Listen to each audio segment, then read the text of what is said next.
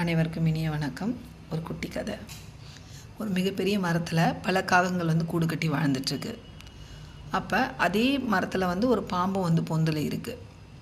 அந்த பாம்பு என்ன பண்ணுறதுன்னா, இந்த காகங்கள் எப்போல்லாம் முட்டையிட்டு குஞ்சு பறிக்குமோ, அந்த முட்டைகளாக இருக்கும்போது அந்த முட்டைகள் எல்லாமே உடச்சி அதை குடிக்கிறது தான் வேலை. இந்த காகங்களுக்கு அந்த பாம்பை என்ன பண்ணுறதுன்னு தெரியல.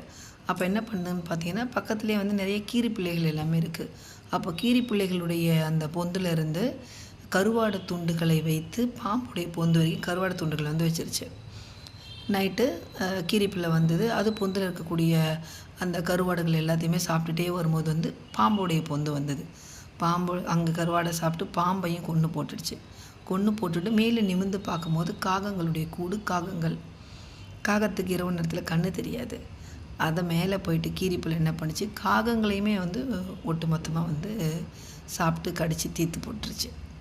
இது எதுக்காகன்னு சொல்லி பார்த்தீங்கன்னா, எந்த ஒரு பிரச்சனையாக இருந்தாலும் வஞ்சம் மூலம் தீர்க்க முடியும் சொல்லி பார்த்தீங்கன்னா, அதுக்கு முடிவு கிடையாது. என்ன நினச்சோமோ அதானே நடக்கும்.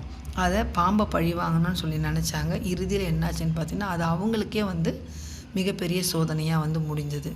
ஆக எதையாக இருந்தாலும் என்ன பண்ணணும்னு பார்த்தீங்கன்னா, சிந்தித்து செயல்பட வேண்டும். நன்றி.